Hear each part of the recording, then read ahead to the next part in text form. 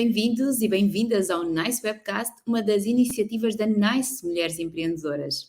A missão da NICE Mulheres Empreendedoras nasce do forte sentimento de construir uma comunidade de líderes únicas e confiantes. A NICE acredita que o maior poder de mudança acontece quando uma comunidade descobre o que é importante. E para a NICE, o importante é construir uma comunidade onde todas as mulheres possam seguir as suas aspirações, no empreendedorismo, na liderança e na vida. O meu nome é Vera Margarida Cunha e tenho o privilégio de conduzir este NICE Webcast, que nos dá a conhecer mulheres que generosamente partilham connosco as suas vidas, experiências, desafios e aprendizagens. Antes de passarmos a conhecer a nossa convidada de hoje, ficamos com o Minuto NICE, informação que precisamos saber.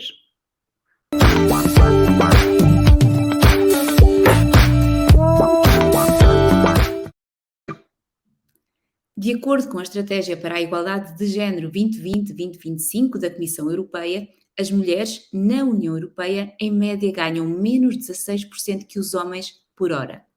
Em Portugal, de acordo com a Comissão para a Cidadania e a Igualdade de Género, em geral, as mulheres ganham menos do que os homens, 14%. No entanto, quanto mais habilitadas e mais qualificadas são as mulheres, menos elas ganham relativamente a eles. A diferença aqui é de 26%. Algumas medidas estão a ser colocadas em prática para diminuir essa diferença salarial na Estratégia para a Igualdade de Género 2020-2025 da Comissão Europeia, nomeadamente assegurar que mulheres e homens recebem iguais salários pelo mesmo trabalho e por trabalho de igual valor. Assegurar o funcionamento das regras da União Europeia sobre o equilíbrio entre a vida profissional e pessoal para mulheres e homens e melhorar o acesso a cuidados infantis de alta qualidade e a preços acessíveis e outros serviços de cuidado.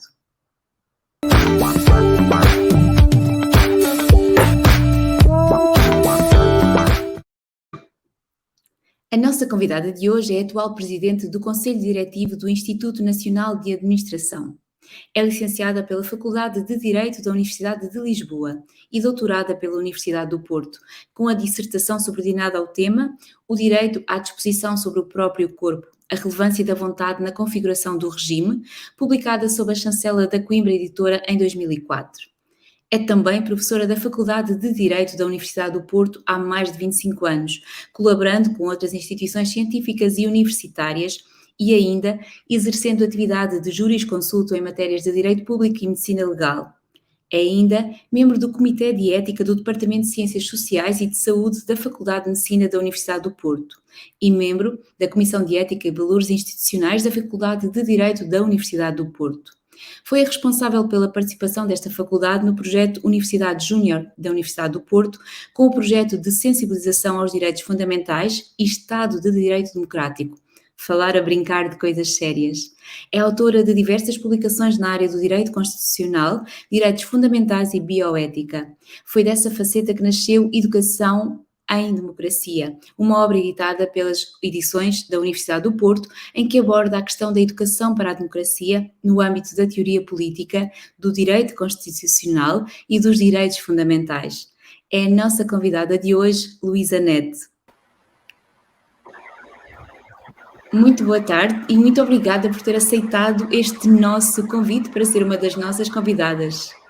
Muito obrigada eu pelo convite e pela possibilidade de estar aqui convosco. Luísa, em que momento sentiu, na sua vida e no seu percurso profissional, que ser mulher fez ou faz a diferença? Eu iria, se calhar, centrar mais para esta conversa, ou melhor, para esta pergunta inicial, mais se calhar na minha vida do que no meu percurso profissional, por enquanto, porque acho que depois poderemos chegar a esse ponto. E eu, se calhar, começaria por citar aquilo que foi uma forma positiva de sentir que ser mulher faz a diferença e que tem que ver com o exemplo da minha mãe. A minha mãe, do ponto de vista de profissional e de ética profissional, tem muito que ver comigo, ou eu muito a ver com ela, acho que os genes é mais ao contrário. E há 40, 45 anos, quem chegava tarde a casa era a minha mãe, num tempo em que não diria que isso era propriamente mal visto, mas que era de certo raro, ou seja, eu não tenho propriamente a lembrança de chegar a casa da escola e ter uma mãe em casa desse ponto de vista. Tive uma mãe super disponível, mas em termos de tempo de qualidade. E acho que muito cedo percebi que isso de facto não era muito frequente. Não era muito frequente. E acho que isso de algum modo moldou aquilo que foi desde cedo a minha forma de olhar para mulheres que são comprometidas do ponto de vista profissional. E, portanto, essa diferença também de alguma forma lhe deu uma outra visão sobre a possibilidade que as mulheres têm de fazerem outras coisas, de serem exatamente... Sim, exatamente, acho que sim. Como digo, não diria que era mal visto, mas não deixava de ser uma coisa rara face àqueles que eram, enfim, os meus amigos em miúda, que quem chegava mais tarde a casa era a minha mãe, quem estava sempre em viagens de trabalho era a minha mãe. Claro que o meu pai tinha também uma vida profissional muito ativa, mas desse ponto de vista eu sabia que tinha uma vida diferente de muitos outros. Esta também é a importância dos modelos, não é? Aquilo que nós hoje em dia chamamos de role models, neste caso em particular, tem uma role model na família que de alguma forma também... Sim, eu acho que os role models têm muito a ver com a inspiração que surge e de facto em termos de forma de estar na profissão, para o bem e para o mal, e com algumas características que também não são todas elas positivas, mas para o bem e para o mal acho que de facto vou buscar aí muita inspiração. E que lhe permitiu depois fazer um percurso também muito, muito importante e muito relevante em muitas áreas, e vamos aqui tentar explorar um pouco então o seu percurso profissional também. Estando ligado ao direito, e sendo o direito talvez uma das principais ferramentas para que a mudança aconteça, qual é o valor que atribui à legislação e às alterações legislativas que de alguma forma ajudam a que esta equidade de género ambicionada aconteça e permaneça? Eu acho que nós temos muito que perceber qual é o papel que queremos para o direito, precisamente. Podemos querer o direito como reconhecimento da alteração que vai existindo, ou podemos querer o direito como indutor de modificações, indutor de alterações. Eu diria que talvez o papel verdadeiro ou que deve ser pretendido é algures in between, entre uma coisa e outra. Ou seja, acho que o direito, enquanto conjunto de princípios que a sociedade sente como seus, não pode ir demasiado, não pode ser demasiado dirigista ou demasiado programático, quando isso não tem de alguma forma um sentir na comunidade, mas obviamente também isso não pode significar que apenas quando há uma alteração total do status quo em termos de comunidade é que se faça essa alteração. Portanto, eu diria claramente, enfim, se nós pensarmos no papel que o direito tem tido nesta matéria do sexo, como se dizia no início, do género, como se diz agora, enfim, e sempre sem entrar, aliás, noutro tipo de terminologia, eu acho que nós hoje em dia temos claramente que perceber qual é a diferença entre aquilo que é chamada law in action e aquilo que é a law in books, ou seja, do ponto de vista jurídico, do ponto de vista estritamente jurídico, nós não temos hoje em dia necessidade de mais previsões, quer em termos internacionais, de estándares internacionais, quer em termos de Constituição. Nós temos uma claríssima previsão do que seja aqui uma ideia de igualdade ou até de equidade. Estamos muito longe daquilo que era o Código Civil português, que dizia que a mulher só tinha direito a receber alguns rendimentos do marido para efeito de alfinetes, que é uma expressão de facto muitíssimo curiosa, que muitas pessoas utilizam no dia-a-dia sem saber de onde é que vem, vinha do Código Civil.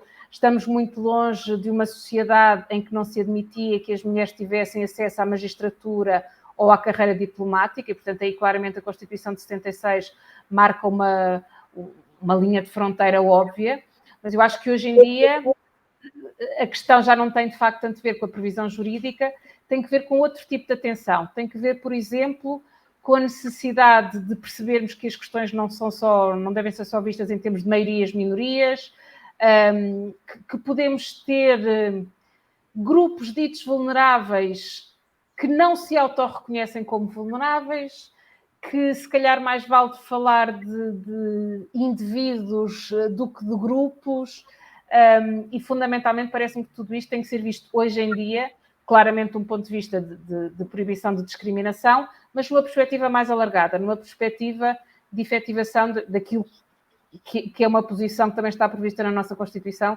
que é o direito ao livre desenvolvimento da personalidade. E nesse contexto do direito ao livre desenvolvimento da personalidade, parece-me que damos um passo a mais do que em evitar a mera discriminação. E essa é aqui a mudança que demora mesmo muito a acontecer, como dizia, entre esta law in books e law in action, nós temos aqui realmente algumas alterações e práticas diárias que são de mais difícil mudança. Eu diria que, apesar de tudo, escrever a lei corretamente, e perdoa-me alguma incorreção que eu cometa do ponto de vista jurídico, mas escrever a lei corretamente é muito mais fácil. Claro. Estamos claramente numa grande evolução. O que é que lhe parece que era preciso acontecer de imediato para que consigamos dar passos mais eficazes? Eu acho que, enfim, primeiro temos que passar claramente, e acho que isso já passamos, de uma fase de mera tolerância àquilo que é uma fase de verdadeiro reconhecimento de direitos. Acho que isso já passamos. Mas também, e digo isto de forma muito clara, e sei que nem toda a gente propriamente se reverá naquilo que eu digo, eu acho que a afirmação de direitos que passem pela equidade de género, eu não gosto de falar de direitos das mulheres, acho que é uma questão de igualdade de facto, e os direitos das mulheres, tal como os direitos dos homens, têm que ser vindicados numa perspectiva de inclusão e não de exclusão. Ou seja, a ideia é que nós vivamos de facto numa comunidade e numa sociedade inclusiva e não excludente, seja de quem for. Agora, se é preciso mais do que a lei, evidentemente, mas eu já sou, enfim, já tenho alguma idade. E, portanto, eu dizia há pouco que eu ainda sou do tempo, como alguns diriam, eu ainda sou do tempo de saber que não havia mulheres na magistratura, que não havia mulheres na diplomacia.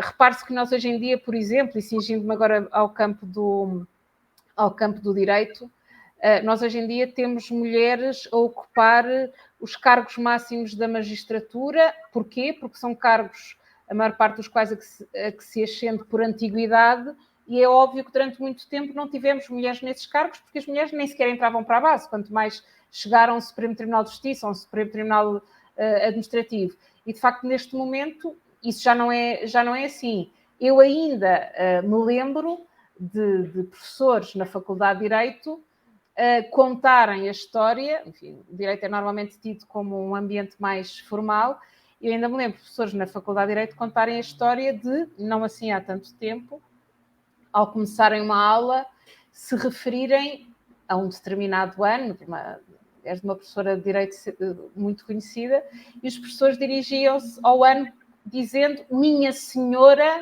e meus senhores, porque de facto era só uma.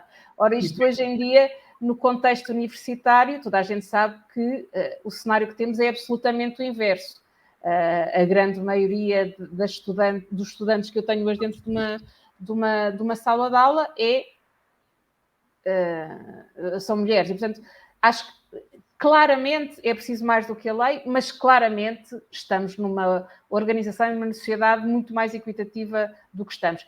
E acho, aliás, que isso deve ser reconhecido. Acho que nós temos que reconhecer o que já foi feito, sob penas de criarmos, de facto, a questão da exclusão e uma ideia de afastamento. Acho que temos que reconhecer aquilo que já foi feito, independentemente do muito caminho que continua por fazer. E essa questão da resistência, não é? Quando não reconhecemos o que já foi feito, também podemos criar alguma resistência a tudo o que ainda foi fazer. Claro, e podemos criar anticorpos e falta de percepção mútua daquilo que é, de facto, daquilo que tem que ser um objetivo comum. E os objetivos comuns não se alcançam destruindo pontes. Enquanto presidente do INA, a questão da equidade de género é claramente também uma preocupação e uma área de atuação. De que forma é que depois isto na prática, aliás, como é que intervém nesta área da equidade de género, tendo em conta a sua função enquanto presidente do INA? Bom, eu diria que mesmo antes de ser presidente do INA, como dizia na introdução, quer dizer, a minha situação de base, o que eu sou mesmo verdadeiramente, eu neste momento estou presidente do INA, mas o que sou de facto é professora de Ciências Jurídico-Políticas, em especial Direito Constitucional, Direitos Fundamentais, enfim. E essa sempre foi uma preocupação profissional que, no âmbito das ciências jurídico-políticas, naturalmente eu tenho que ter, porque é um enquadramento constitucional, de facto, que tem que ser atuado e efetivado.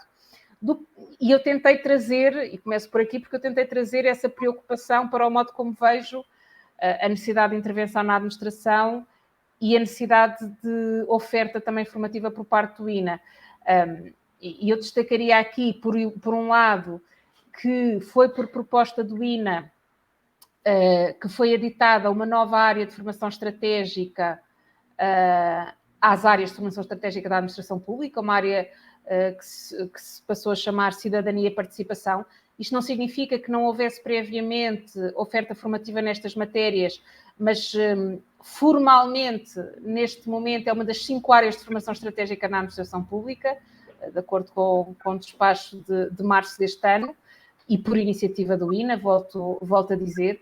Nós temos, se consultarem o programa de formação do INA para 23, precisamente dentro desta área de cidadania e participação, temos cursos, por exemplo, como a igualdade entre mulheres e homens no âmbito das Nações Unidas, o exercício da cidadania em contexto de trabalho colaborativo, orçamentos com perspectiva de género, plano para a igualdade entre mulheres e homens, políticas na ótica de género.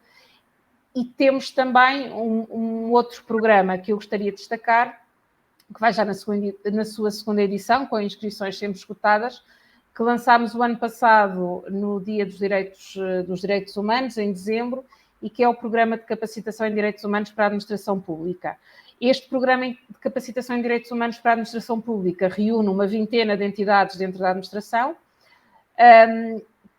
e é um programa coerente, ou seja, tentando que as pessoas, em vez de terem formação esparsa em violência doméstica ou em igualdade de género, ou via instituto diplomático, ou seja o que for, tenham esta perspectiva de um programa com fio condutor. E esse é um programa que me dá muito gosto termos conseguido implementar, sem prejuízo, como eu dizia, de outras atividades que já se envolviam. Por exemplo, o INA é parte fundamental do plano de formação conjunta para a administração pública no que diz respeito à violência doméstica.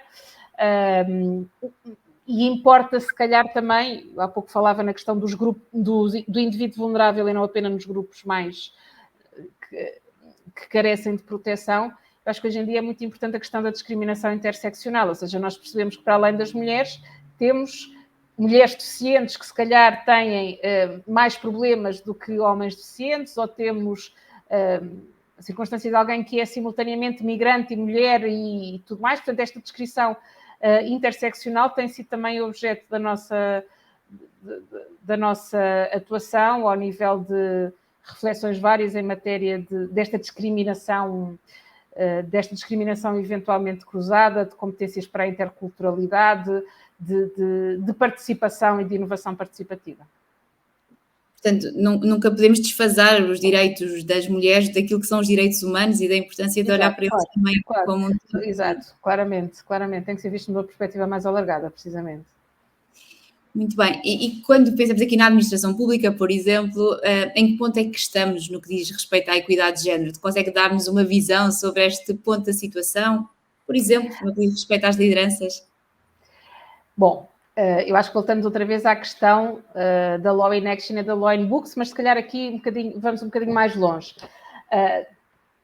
Em termos internacionais, nós temos vários estándares de proteção que são aplicáveis, nomeadamente às lideranças na função pública.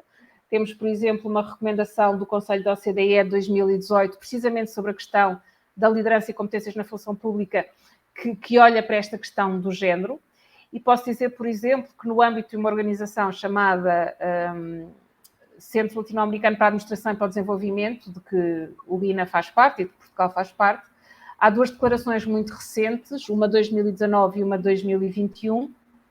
A 2019, a declaração de Alcalá de Henares sobre igualdade de género, e depois a de 21 é uma declaração aprovada em Lisboa, precisamente sobre a igualdade de género na administração pública. E recordo também que foi precisamente a partir de 2019 que foi aprovado um regime, enfim, uma tentativa de representação equilibrada entre homens e mulheres no pessoal dirigente, quer da administração direta, quer da administração indireta do Estado, incluindo os institutos públicos, incluindo as fundações públicas, incluindo também os órgãos de gestão das instituições de ensino superior público, das associações públicas profissionais, como as ordens, por exemplo, e que abrange também o pessoal dirigente da administração regional e local. E este regime de 2019 estabelece como limiar mínimo de representação considerada equilibrada a proporção de 40 pessoas de cada sexo nos cargos e serviços dirigentes. E neste sentido, no recrutamento e seleção de dirigentes superiores, a CRESAP, a Comissão de Recrutamento e Seleção da Administração Pública, deve ter em consideração sempre que possível este objetivo de representação equilibrada na composição da lista de candidatos que tem que apresentar ao Governo para efeitos de designação, ainda que depois haja uma exceção, enfim, a CRESAP fica dispensada de observar essa disposição quando o conjunto de candidatos, em função das suas competências, aptidões, experiência, mérito, etc., não o permitir, com o que eu concordo perfeitamente. Eu não sou... Aliás, se me perguntar se eu concordo propriamente com esta questão das cotas, eu provavelmente diria que não, acho que isso pode levar a alguns equívocos, mas é importante perceber que os dados estatísticos que nós temos hoje relativos à representação das mulheres em cargos de direção, eventualmente, de facto, justificam a aprovação deste regime. A tendência ao longo do tempo, nomeadamente desde 2019, mas isso verifica-se também nas empresas, quando nós passamos a ter obrigatoriedade de representação de determinado género nas administrações executivas das empresas, tem sido no sentido de uma maior representatividade das mulheres nestes cargos e nos cargos de direção intermédia. Nos cargos superiores ainda estão, de facto, subrepresentadas. Mas em relação a isso, eu chamava a atenção para o facto de estes dados estarem perfeitamente contabilizados. A Direção-Geral da Administração e Emprego Público tem estes dados absolutamente contabilizados, eles estão disponíveis ao público e, portanto, é fácil ter a percepção percentual ao longo do tempo de como é feita de como tem sido feita esta evolução. E é importante também, eu acho que isso também vale a pena, a tal ideia de reconhecer aquilo que já foi feito, fazermos a comparação entre Portugal e os dirigentes superiores das administrações nacionais da União Europeia a 27. Não há uma diferença assim tão grande. Claro que isto nós não devemos ficar satisfeitos por achar que estamos iguais aos outros, mas isto para dizer que, de vez em quando, também temos uma autoperceção demasiado crítica do caminho que já foi feito. E já fizemos tanto, não é? Temos mesmo que reconhecer tudo o que já foi sendo feito, isso é mesmo muito importante. Luísa, um dos projetos do INE é aquilo que chamamos um projeto de mentoria e na preparação também desta nossa conversa, desta nossa entrevista, eu reparei que nas últimas 3 edições, no papel de mentorados, nós tivemos 75 mulheres e 35 homens. Como é que interpreta estes resultados? Bom, eu aliás, fui uma das mentoras no último programa, porque achei que a partir do momento em que era presidente do Conselho Diretivo do INA, tinha que perceber por dentro como é que o programa funcionava. E, portanto, inscrevi-me no programa de mentoria e fui mentora nesta edição que agora terminou em junho. Eu não queria ser demasiado simplista ou redutora, mas... nem sei se isto se pode dizer, mas eu acho que... Bom, podia responder de forma clara e dizer, é uma questão de multitasking. As mulheres, acho que isso ainda é reconhecido, que as mulheres têm, de facto, essa capacidade de multitasking. Têm, se calhar, também menos resistência a ideias diferentes, a coisas novas. Esta é a parte que eu acho que consigo dizer sem ouvir demasiadas críticas. Se calhar eu poderia avançar um bocadinho mais e dizer que talvez as mulheres tenham um sentido diferente de preocupação com o bem comum e com os restantes. Mas se calhar isso já não se pode dizer assim nestes termos, mas sim, acho que é isso. É mais arriscado, não é? Porque, na verdade, depois nós acabamos por também, como já disse aqui hoje, temos que olhar para o indivíduo e para a pessoa e não sermos redutores na avaliação que fazemos. Claro, exatamente. Eu, antes de ser mulher, sou uma pessoa, não é? E é essa a característica essencial em que me vejo.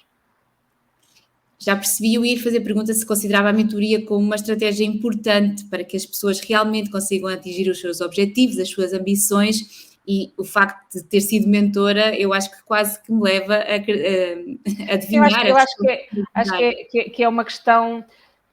Também depende, eu acho que depende do ânimo com que as pessoas se inscrevem ou não no programa. Ou seja, o meu ânimo sempre foi a ideia de que eu ia partilhar experiências. Eu acho que não se pode avançar para uma ideia de ser mentor num programa de mentoria com a ideia que se vai naturalmente ensinar muito e que se é o detentor da verdade.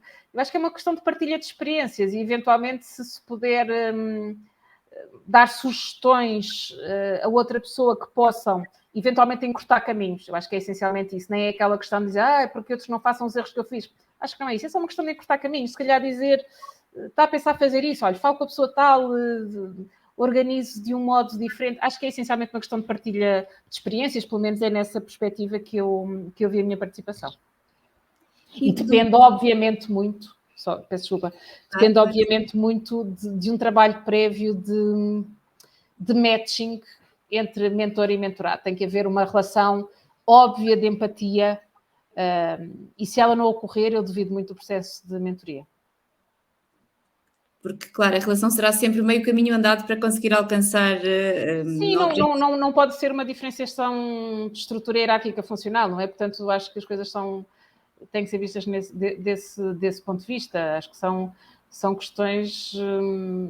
é partilha de experiências, essencialmente. E do ponto de vista, talvez um bocadinho mais pessoal, Luísa, consegue dar-nos exemplos de mentores ou mentoras que tenha tido na sua vida pessoal, profissional, que fizeram alguma diferença no seu caminho? Sim, se calhar não vou dizer, posso não dizer propriamente nomes, acho que tudo tem que ver de facto com a partilha de experiências.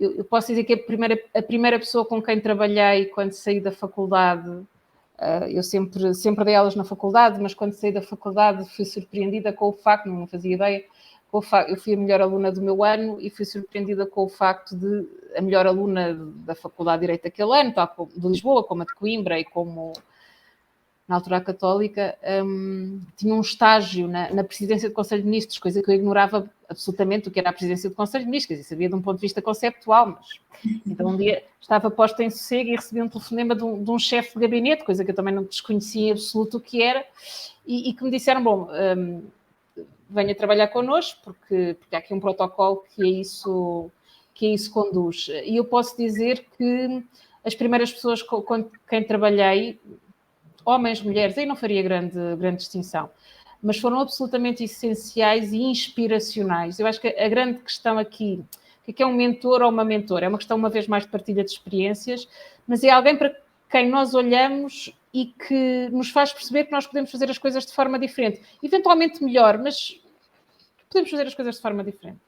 E essa primeira experiência de trabalho que tive foi absolutamente radical para não foi para mudar, porque de facto foi a minha primeira experiência de trabalho fora da faculdade, mas foi uma forma radical de olhar para a vida de trabalho. E acreditar que pode chegar aonde quiser, não é? Isto é mesmo muito importante em termos de percurso. Em termos do papel da liderança, Luísa, como é que se vê nesse papel? O que é isto de ser mulher e líder? Eu acho, aí volta à questão. Vamos lá ver, eu não nego que sou mulher, não é? Evidente. Mas para mim essa de facto não é uma questão. Eu nunca quis ser mulher, no sentido de que não foi uma escolha. Ia dizer que também nunca quis ser a líder, isso é mentira, porque aceitei alguns cargos nessa medida, mas essa verdadeiramente acho que não é uma questão. Ainda que eu costumo fazer uma aposta de vez em quando, eu acho que há uma maneira diferente, já tenho que ver com aquilo que eu dizia há pouco, da preocupação das mulheres com o bem comum, não numa perspectiva matriarcal, não uma perspectiva naquilo que as pessoas... sim, porque as mulheres gostam de... Nada disso. Mas eu costumo fazer uma aposta, dizia eu sei, posso não estar a ouvir a pessoa, mas eu, quando estou a ouvir A ou B, eu sei dizer se aquele discurso, por exemplo, foi escrito por uma mulher ou por um homem. Eu até posso estar a ouvir um homem, mas sei que quem lhe escreveu aquilo foi uma mulher ou vice-versa. Acho que há uma forma diferente de relação com o mundo. Se calhar isto também pode ser demasiado estereotipado na minha cabeça, mas eu consigo, claro, acho que há uma forma diferente de estar enquanto mulher e enquanto homem. E depois isso acaba por se refletir às vezes também nas nossas práticas. Claro, evidentemente. Claro, sim. Uma das questões que muitas vezes é apontada ainda como uma dificuldade de ser ultrapassada é a conciliação da vida pessoal com a vida profissional, e também aqui talvez a questão do género continua a ser um fardo maior. No seu caso, sempre foi fácil fazer esta conciliação? Já falámos do multitasking feminino, também de alguma forma reconhecido. O que é importante garantir? Sim, eu acho que sempre foi fácil, e se calhar voltava ao início da nossa conversa. Sempre foi fácil porque o meu modelo de família e de vida sempre foi partir da ideia de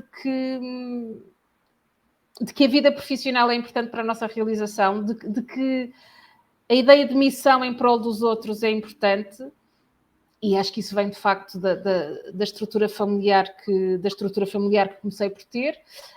E depois, enfim, quando criei a minha própria família, acho que isso obviamente tem que ver com o apoio possível em termos de organização familiar própria.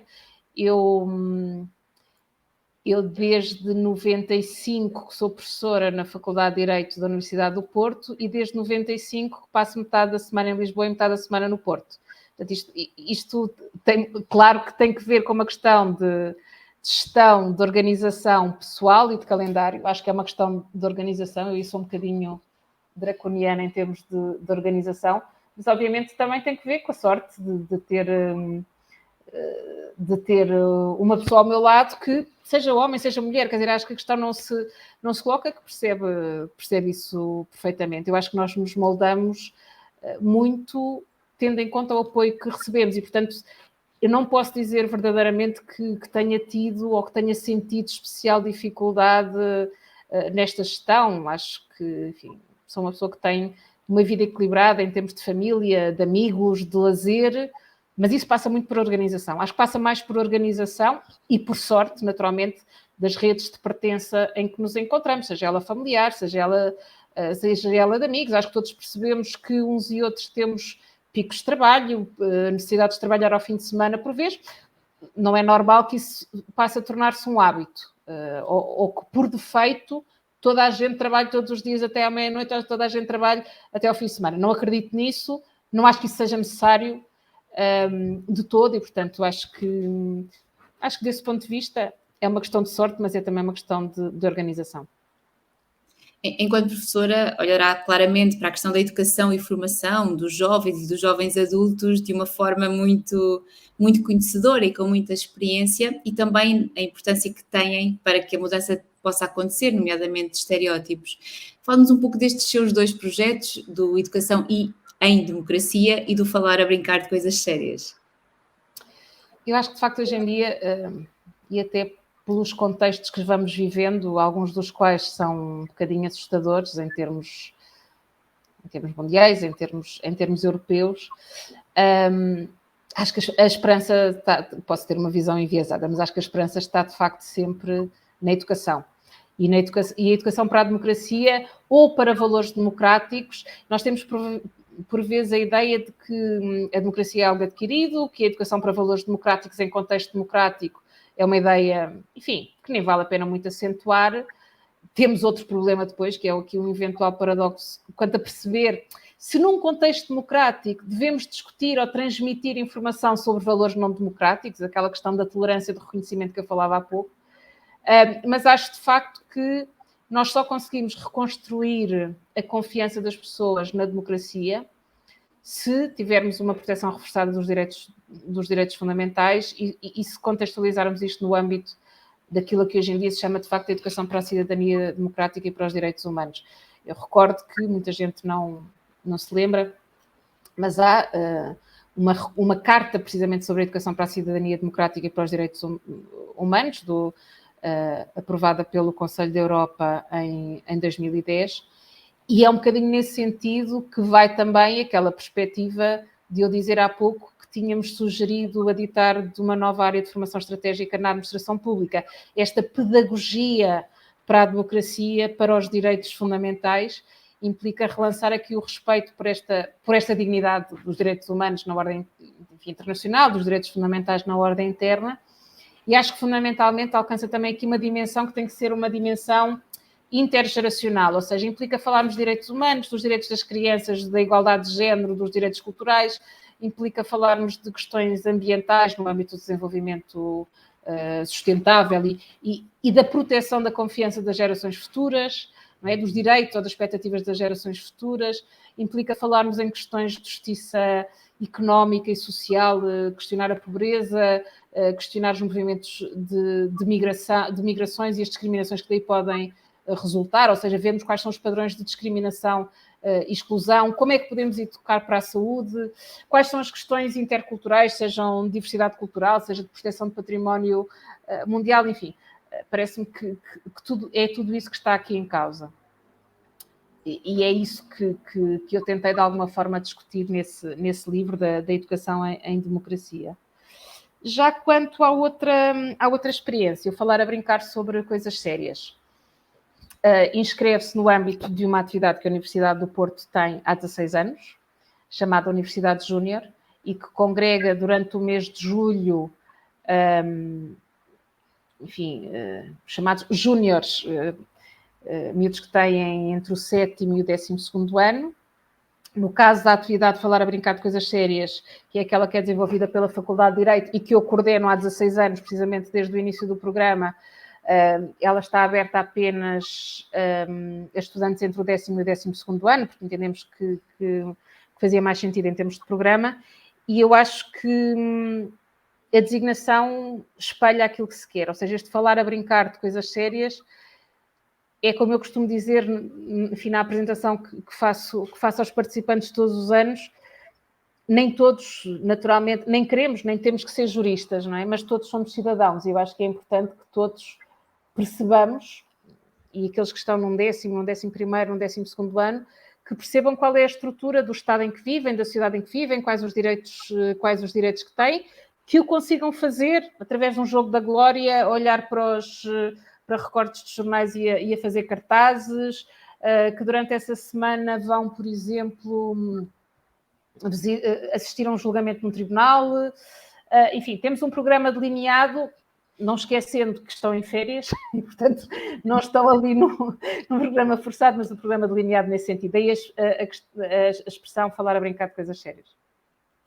E preparar cidadãos para terem intervenção democrática em sociedades que cada vez mais carecem dessa riqueza de pessoas informadas. Sim, talvez. O que é que gostava de ter aprendido mais cedo em relação à igualdade de género? Eu acho que gostava que outros tivessem aprendido mais cedo que não faz diferença. Que não faz diferença, que o género não faz diferença. Quando eu fiz o doutoramento, fui a mulher mais nova a fazer o doutoramento em Direito, na altura. Isso foi-me dito várias vezes. E eu nunca conseguia perceber porque é que isso era uma questão. Pronto. Fica explicado, não é? É isto, de repente torna-se uma questão quando não tem que ser, efetivamente. Era uma pessoa a fazer o doutoramento. Exato. E aqui teve a ousadia de ser a mulher e ainda por cima a mais jovem a fazê-lo, não é? Isto já... Mas isso foi de facto repetido várias vezes, nem sempre em tom simpático, mas enfim. Muito bem, vamos passar agora ao segundo momento da nossa entrevista, o momento Nice Q&A.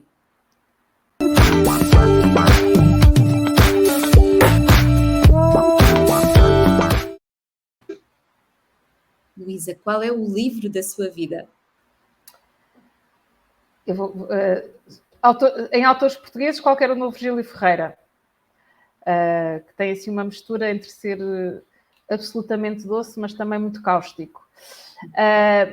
Para citar, não sei, o livro da minha vida, tenho sempre muita dificuldade, mas para citar apenas um autor que faleceu há muito pouco tempo e de quem eu gosto imenso, Javier Marias, faleceu recentemente e eu li acho que quase todos os seus livros, mas mais do que isso acompanhava desde as crónicas que ele escrevia no El País. Qual é a frase da sua vida?